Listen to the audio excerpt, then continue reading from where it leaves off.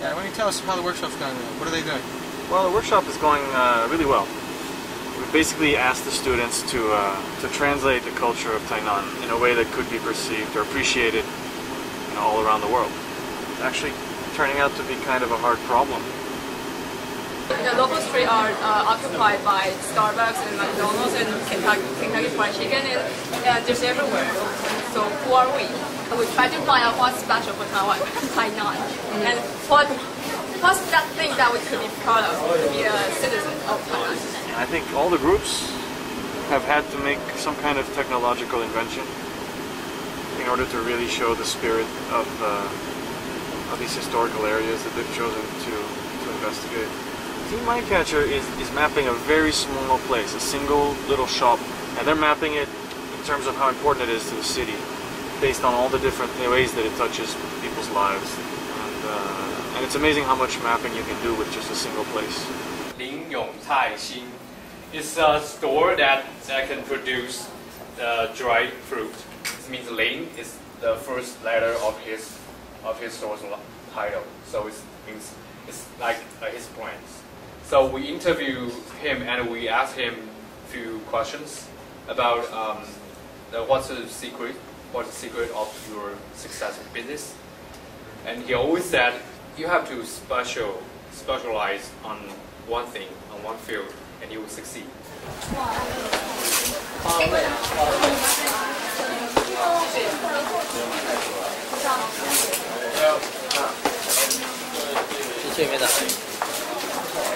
His wife, she told us a lot of things, a lot of backgrounds and knowledges. They separated the store into 5 sides. Yeah, it's alright. Yeah. Yeah, good.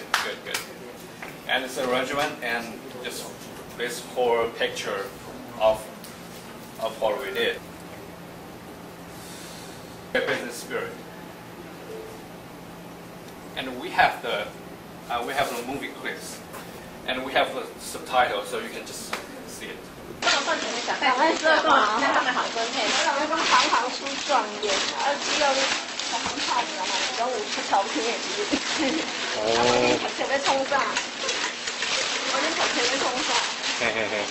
对。这书包。干炒才有。要订，用订。干炒粉。台湾的人很爱吃的，重视啊，不要讲爱吃，重视吃。所以这条街从头到尾，热食的话是比较前端一点，那后面都是有些小吃。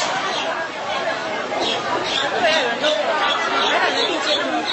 对啊，这个问题大家都又有名，重点是又有名又好吃，然后又多啊。其实要就是表明到，就是说不同的色彩，它会代表不同的身份阶级。然后所以剑是有分颜色。有分颜色。什么颜色是什么最高阶？是关。Team_Les is mapping the Amping craft market in terms of the objects that have attracted their fancy. So they're exploring the idea of browsing in a physical space and all the happenstance, all the wonderful things that happen when you do that don't happen when you're typically browsing the web. And actually, I think they're coming up with some pretty interesting ways to browse a map based on the objects that appeal to them. And so, in effect, it's a really personal mapping. And in turn, they're also explaining to us what all of these toys and instruments and foods that they happen to enjoy are, and what they're called, and where they come from, and why they like them. So we're learning a ton about the culture just through the trinkets.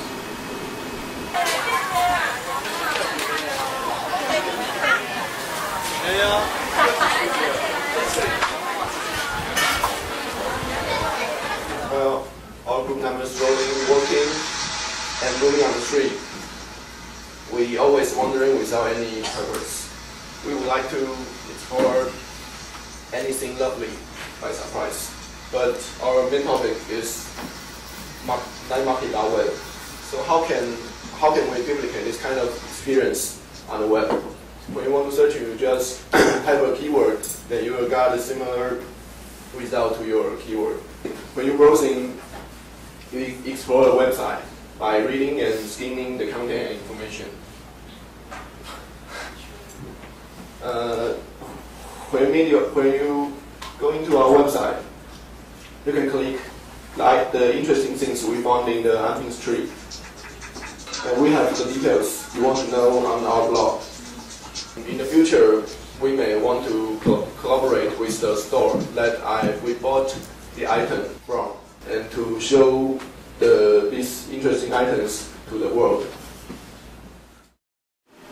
Team Shine Shine Shine is mapping local products. So I think they've made a shrimp map so far.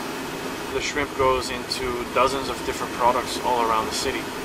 And so they've mapped pretty accurately all of the different shops, and hopefully soon we'll get an idea of what all those different kinds of shrimp-based goods actually look like.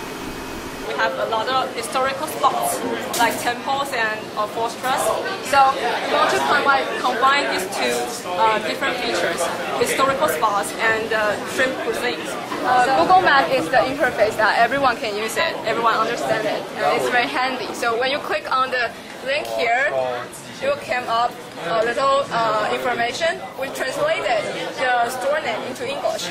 Yeah, and we actually did some research and find the actual date, the year that the store is founded. For example, this Mao Shou Streaming Mall store is founded at 1938. That's great. Yeah, so it has a long history. It's a shrimp cookie, and Really? so, yeah. Are they good? The package is generally like this, so they have this phone number. So when we go buy it, we realize that we have to know when are they open, when are they founded, and we call and ask them. Right. Yeah. So the first layer here, you can see all the historical spots, and the more ancient it is, the darker it is. So you can see the little, different colors. And here is the shrimp map. So there's a little shrimp snack stores around, spread on this map. Some here and some there. And the third layer, we combine the two features, and you can see a more overall picture of it. So there's ancient historical spots on it, and shrimp stores also. So you can see. So there's a correlation between shrimp. And yeah, because they are all the special features of Taiwan. You cannot. There's nothing going on here. Not ancient enough, so we don't want to show. That's where Starbucks is. Yeah, probably. Yeah. Map on the wall. What's the Taiwanese? Open up!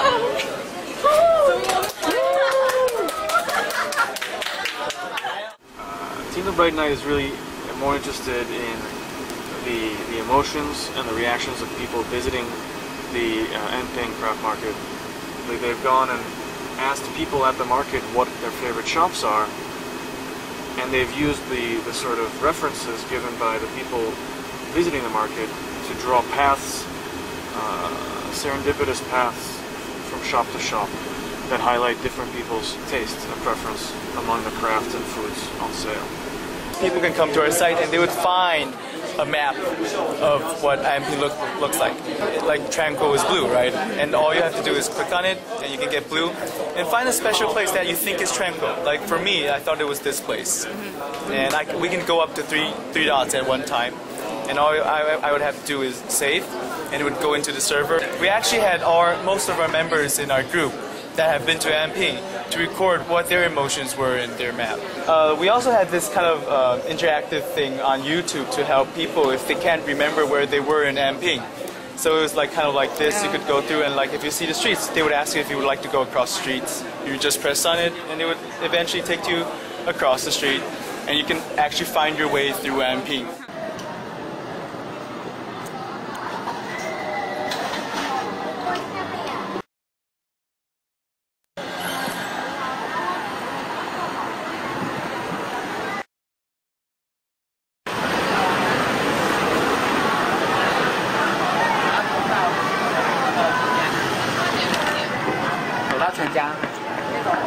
食这个，食这个。